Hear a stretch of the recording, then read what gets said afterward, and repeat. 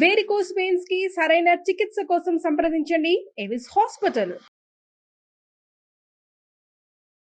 నమస్కారం. మాఘ పురాణం 6వ అధ్యాయంలోకి వచ్చాం. ముందు అధ్యాయంలో కౌత్సుడు వాళ్ళ అమ్మా నాన్న పెళ్లి సంబంధాలు చూస్తున్నారని, తనకి ఎట్లాంటి కన్య కావాలి, అసలు ఒక పెళ్లి చేసుకోవాలంటే కన్యకి ఎలాంటి లక్షణాలు ఉండాలి, అలాంటి అమ్మాయి వెతకాలంటే అలాంటి అమ్మాయి లేకపోతే మానేయమని కాదు, అమ్మాయిలందరూ ఇలాంటి లక్షణాలు అలవర్చుకోవాలని చెప్పడం. అమ్మాయి కోసం వెతుకుతారు, కాగడ వేసి పెట్టినా కనపడదు. మరి అమ్మాయికి అబ్బాయికి పెళ్ళవదా? మరి ఆ లక్షణాలు లేని పిల్లలకి పెళ్ళిళ్ళు అవ్వకపోతే ఎట్లా? ఇది కదా మనం ఆలోచించుకోవాలి. ప్రతి వాళ్ళు ఇలాంటి మంచి లక్షణాలు అలవర్చుకుంటే మంచిదని పురాణం చెప్తోంది. ఈ గాథని వశిష్ఠ మహర్షి దిలీప మహారాజుకి తెలియజేస్తున్నారు. ఇది చెప్తున్నారు, ఈ పెళ్లి సంబంధాలు వెతికే సమయం వచ్చేసరికల్లా వీళ్ళకి భోగాపురంలో సదాచార సంపన్నుడు, దైవభక్తి పరాయణుడైన ఒక సద్బ్రాహ్మణుడు ఉండేవాడు. అతనికి సద్గుణరాశి, శీలవతి, సౌందర్యవతి అయిన ఒక కుమార్తె కలదు. ఆమె పేరు సుశీలట. బుద్ధిమంతురాలైన సుశీల బాల్యం నుంచే భగవంతుడి పట్ల మిక్కిలి భక్తితోటి ఉండేది. ఎల్లప్పుడూ ఏదో ఒక వ్రతాన్ని కానీ పూజను కానీ చేస్తూ ఉండేది. పురాణ గాథలంటే ఆమెకి ఎంతో ప్రీతి. నిత్యము దైవభక్తి అందే కాలం గడిపేది. కొంతకాలం గడిచాక ఆమెకు యుక్త వయసు వచ్చి చక్కని అందాల భరిణగా అతిలోక సౌందర్యవతిగా రూపుదిద్దుకుంది. పిల్ల కొంచెం పెద్దదైంది, భక్తిగా బుద్ధిగా ఉండేదన్నమాట. సద్గుణరాశి, సౌందర్యవతి అయినటువంటి సుశీల గుణగణాలు తెలుసుకున్న మృగశృంగుడు ఆమెను వివాహం చేసుకోవడానికి ఉత్సాహం కనబరిచాడు. సరే, వాళ్ళ అమ్మా నాన్న వీళ్ళమ్మా నాన్న పెళ్లి సంబంధం మాట్లాడుకున్నారు. పెళ్ళిళ్ళు పైగా ఏంటంటే ఆ రోజుల్లో ముహూర్తాలు తక్కువ ఉన్నాయి, కొంచెం గ్యాప్ వచ్చిందనమాట సంబంధం స్థిరపరచుకున్నాక. ఇది ఇలా ఉండగా అది మాఘమాసం అవటం చేత ఒకనాడు సుశీల తన ఇద్దరు స్నేహితురాళ్లతో కలిసి కావేరీ నదికి నదీ స్నానానికి వెళ్ళింది. ఇది ఎప్పుడు జరుగుతుంది? కావేరీ నదీ స్నానం అంటే ఉదయమే, సూర్యోదయానికి పూర్వం. ఒక రవ కను చీకటిగా ఉంది, మరీ చీకటి లేదు, ఎందుకంటే చలికాలం తగ్గిపోతుంది కదా. కానీ కొంచెం ఒక మాదిరి కను చీకట్లో ముగ్గురు ఆడపిల్లలు కలిసి ఈ నదీ స్నానానికి కావేరీ నదికి బయలుదేరారు. ఇలా వెళ్తూ ఉంటే ఈ కావేరీ నది సమీపంలో ఉన్నటువంటి ఒక పెద్ద అడవిలోంచి, చాలా పెద్ద అడవులు ఉండేవట. ఇప్పుడు కూడా ఏంటంటే జనావాసాలు వచ్చేసాయి కదండి. మనం నది అవతల చూస్తే అన్ని చెట్టతోటి నిండినట్టు కనపడుతుంది మనకి. ఆ అడవిలోంచి ఒక మదించిన పెద్ద ఏనుగు పరిగెత్తుకుంటూ వచ్చిందట. భయంకరంగా ఘీంకారాలు చేస్తూ కనిపిస్తున్న వాళ్ళందరినీ కాళ్ళతో తొక్కుతూ, తొండంతో విసిరేస్తూ నానాభీభత్సంగానూ చేస్తుంది. ఏనుగులు మదించేసరికల్లా ఈ రకమైన ఇబ్బంది వస్తుంది. వాటికి ఆడ ఏనుగు కనపడితే కొంచెం తగ్గిపోతాయి. ఆ మదించిన దాంట్లో అవి పరిగెత్తుకొచ్చినప్పుడు జనాలు హాహాకారాలు చేసి పరిగెడతారు. కొంతమంది దాన్ని ఆపడానికో దాన్ని కొట్టడానికో ప్రయత్నం చేస్తారు. అవి చూసిన కొద్దీ దానికి ఇంకా తిక్కెక్కిపోతుంది, అపై ఉత్సాహం పెరిగిపోతుంది కూడా, దానికి ఆ తిక్క పెరిగిపోతుంది. ఈ జనాలంతా హాహాకారాలు చేసి తలాకు పక్కకి కకావికలుగా పరిగెడుతూ ఉంటే ఈ ముగ్గురు ఆడపిల్లలు ఆ ఏనుగుకి కనిపించారు. అది కాస్త ఈ అమ్మాయిల వెనకాల పడిందట. మదించిన మత్తగజాన్ని, దాని ఏనుగును చూసి దాని ఘీంకారాన్ని విన్నటువంటి ముగ్గురు స్త్రీలు భయపడి తమ శక్తి కొలది పరిగెత్తేశారట. నదీ తీరంలో ఉన్నారు, ఇక పిచ్చెక్కినట్టు పరిగెత్తారు. ఎటు పరిగెడుతున్నారో తెలియకుండా, ముందు వెనక చూడకుండా దూరంగా ఏ ఆచ్ఛాదన లేని ఒక దిగుడు బావిలో పడిపోయి మరణించారు. ముగ్గురు అమ్మాయిలు పరిగెత్తారు, మధ్య మధ్యలో చేతులు కూడా పుచ్చుకుని ఉండుంటారు.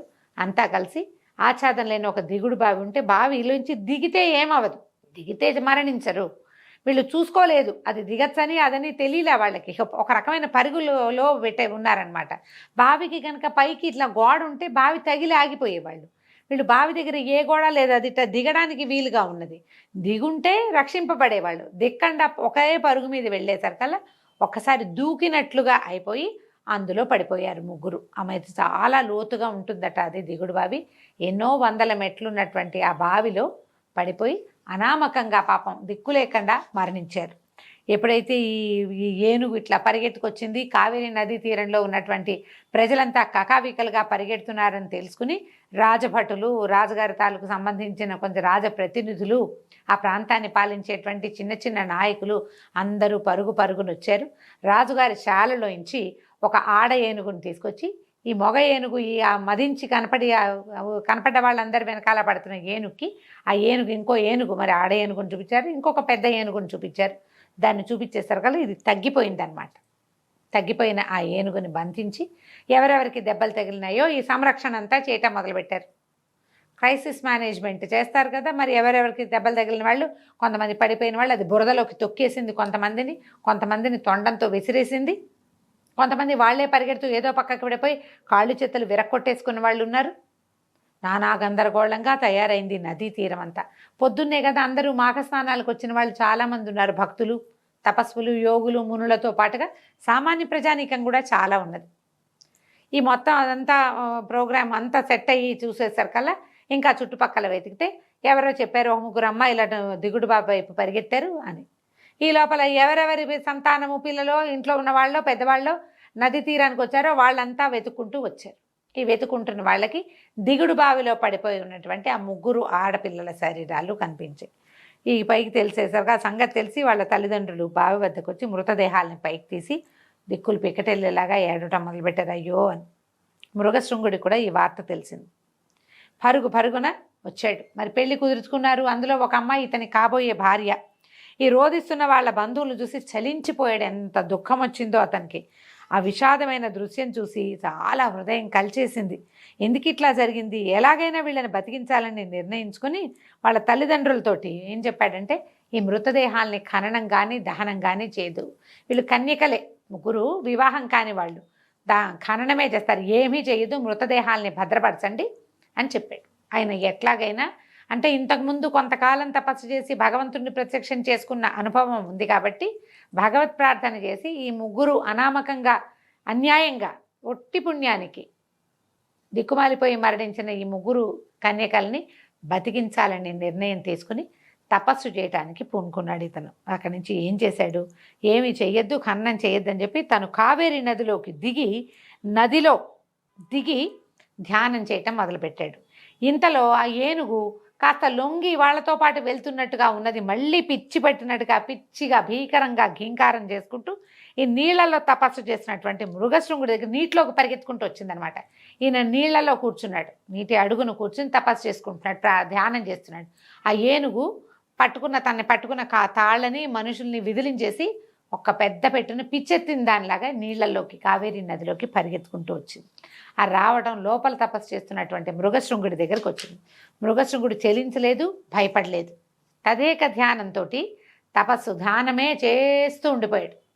ఈ ఏనుగు ఏమనుకుందో ఏం చేసింది, ఆ తన తొండంతో ఈ మృగశృంగుడిని పైకి లేపి తన వీపు మీద కూర్చోబెట్టుకుంది. ఏనుగులు చేస్తాయి కదా, కిందున్న తీసి తన మూపు మీద పెట్టుకుంటాయి. ఎప్పుడైతే ఈ పైకి పెట్టుకుందో ఈయన ఏమనుకున్నాడంటే, భయపడలా, ఇదంతా శుభసూచకమే, మన మంచికేనని ఆయన ఇట్లా నీళ్ళలోంచి చూస్తున్నాడు కదా, ఈ చేతుల్లోంచి ఇట్లా నీళ్లు తీసుకున్న నీళ్ళని మంత్రించి ఏనుగు కుంభస్థలం మీద చల్లాడట.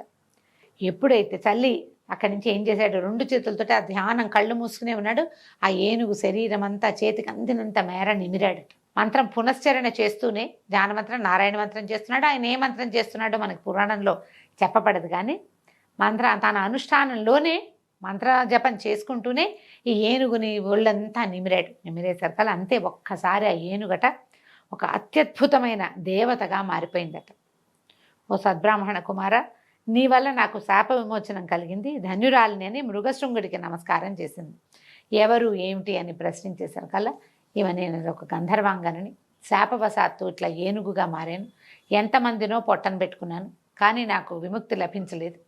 నువ్వు ఎంతో తపస్శాలివి, తపస్సంపన్నుడివి, భగవంతుడిని నేత్రంతో మాంసనేత్రంతో దర్శించినటువంటి నీ వల్ల, నీ స్పర్శ వల్ల, నువ్వు చల్లిన నీటి వల్ల నాకు శాప విమోచనం అయిపోయింది అని పరిపరి విధాలుగా ఈయనకి నమస్కారాలు చేసి ఎన్నో కృతజ్ఞతలు చెప్పుకొని తన లోకానికి వెళ్ళిపోయింది.